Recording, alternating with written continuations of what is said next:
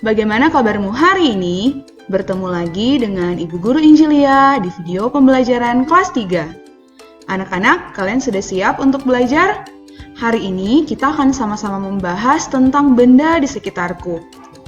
Nah, anak-anak, coba kamu perhatikan sekitarmu. Ada benda apa saja ya yang ada di sekitarmu? Tentu ada banyak sekali benda-benda yang ada di sekitar kita. Sebenarnya benda itu apa sih? Benda adalah segala sesuatu yang menempati ruang dan mempunyai massa. Massa itu artinya dapat diukur dengan cara ditimbang. Nah, anak-anak, kita lihat ya, apa saja sih benda-benda yang ada di sekitar kita? Nah, manusia, hewan, dan tumbuhan itu termasuk benda, yaitu dikelompokkan dalam benda hidup. Sedangkan batu, gelas, buku, dan lain sebagainya itu adalah benda mati. Jadi benda itu dikelompokkan menjadi dua ya anak-anak, yaitu benda hidup dan juga benda mati. Nah, benda-benda ini dapat menempati ruang dan juga dapat ditimbang, oleh karena itu dapat disebut sebagai benda. Bagaimana dengan cahaya dan suara? Apakah cahaya dan suara juga termasuk benda? Nah, anak-anak, bagaimana membedakan benda dan bukan benda? Cahaya, suara, dan panas itu bukan benda karena tidak dapat menempati ruang dan tidak bisa ditimbang. Oke anak-anak, benda-benda itu dapat kita kelompokkan ke dalam ukuran, bentuk, dan juga warna. Misalkan, perhatikan benda-benda ini. Kita bisa mengelompokkan benda-benda ini berdasarkan ukuran, bentuk, dan warna. Misalkan ukuran ada yang besar, ada yang sedang, ada yang kecil.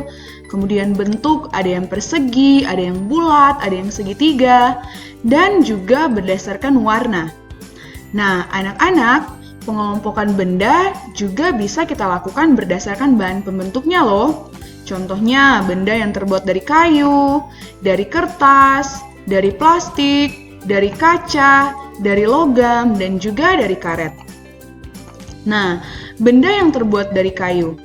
Benda yang terbuat dari kayu semuanya berasal dari pohon-pohon yang telah ditebang. Nah, dari pohon-pohon itu kemudian diolah menjadi meja, kursi, pensil, dan benda-benda lainnya yang terbuat dari kayu. Keunggulan dari benda-benda yang terbuat dari kayu adalah mudah dibentuk dan juga tahan lama. Namun, benda-benda yang terbuat dari kayu punya kelemahan, yaitu mudah terbakar dan juga mudah dimakan rayap. Selanjutnya, benda-benda yang terbuat dari kertas. Sama seperti benda yang terbuat dari kayu, kertas juga berasal dari pohon yang diolah menjadi kertas dan dapat dibuat dalam bentuk-bentuk yang bermacam-macam seperti buku, dibuat tisu, dibuat amplop, dan lain sebagainya. Nah, anak-anak, keunggulan dari benda yang terbuat dari kertas adalah mudah menyerap tinta sehingga dapat dipakai untuk menulis. Namun, kelemahan atau kekurangan dari benda yang terbuat dari kertas karena sifatnya mudah menyerap air membuat kertas mudah basah dan hancur jika terkena air. Selanjutnya, benda yang terbuat dari plastik. Kursi, ember, dan gelas adalah benda yang terbuat dari plastik. Keunggulannya tidak tembus air, mudah dibentuk, ringan, tahan lama, murah, dan lain sebagainya. Namun anak-anak, plastik itu dapat menimbulkan masalah loh. Kamu tahu tidak masalah apa yang dapat ditimbulkan dengan penggunaan plastik? Ya, masalah sampah. Nah, anak-anak, oleh karena itu kita membutuhkan pengetahuan-pengetahuan supaya kita dapat mengolah sampah dengan benar. Anak-anak, kamu tahu tidak?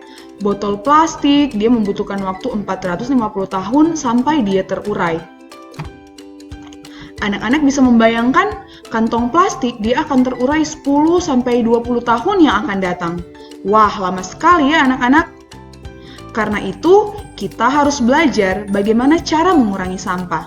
Ada 3 cara yang bisa kita lakukan untuk mengurangi sampah. Reuse, reduce, dan recycle. Reuse itu artinya memanfaatkan atau menggunakan kembali sampah. Contohnya, dari botol bekas minuman ini dapat kita buat menjadi pot bunga. Wah, cantik sekali ya anak-anak. Kemudian, reduce. Reduce itu artinya mengurangi penggunaan plastik, seperti menggunakan botol air minum dibandingkan membeli botol kemasan, dan juga membawa tas belanjaan ketika pergi berbelanja. Selanjutnya adalah recycle. Recycle itu artinya daur ulang sampah plastik. Nah, dari plastik-plastik kemasan ini dapat diolah menjadi tas-tas seperti ini anak-anak. Wah, cantik-cantik ya, dan berbagai jenis kerajinan lainnya yang dapat kita olah dari sampah-sampah plastik. Dengan melakukan ketiga hal itu, maka kita dapat menekan jumlah sampah yang ada di sekitar kita. Selanjutnya adalah benda yang terbuat dari kaca. Ada gelas, ada botol, jendela, dan juga piring. Keunggulan dari benda yang terbuat dari kaca adalah kedap air dan juga tembus cahaya.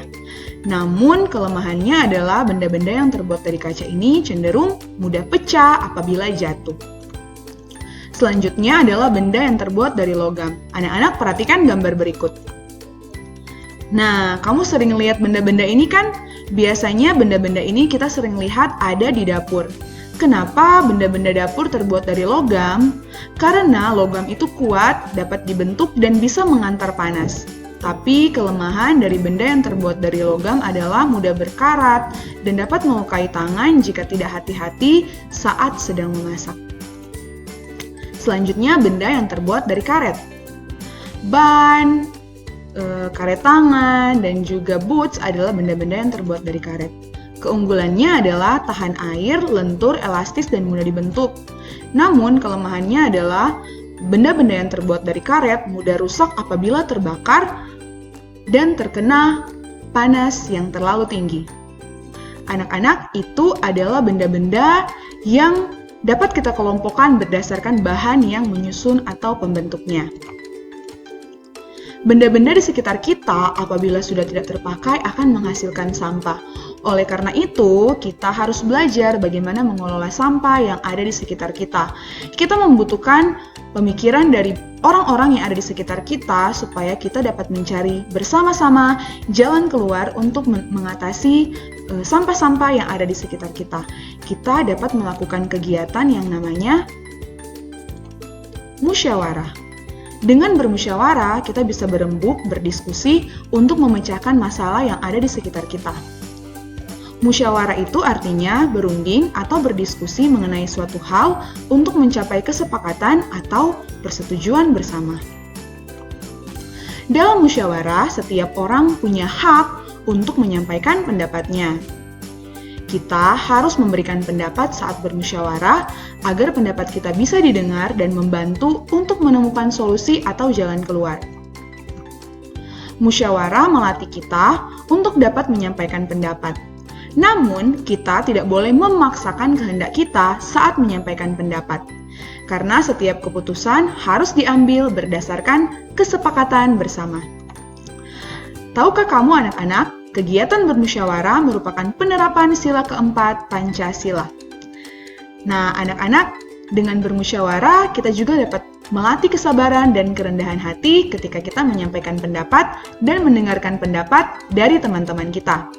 Semoga dengan belajar tentang musyawarah, kita dapat berlatih bagaimana menyampaikan pendapat dan menghargai pendapat. Oke anak-anak, demikianlah video pembelajaran kita kali ini. Semoga dapat menolong kamu untuk mengerti materi-materi yang sudah Ibu Guru sampaikan. Terima kasih semua, Tuhan Yesus memberkati. Dah.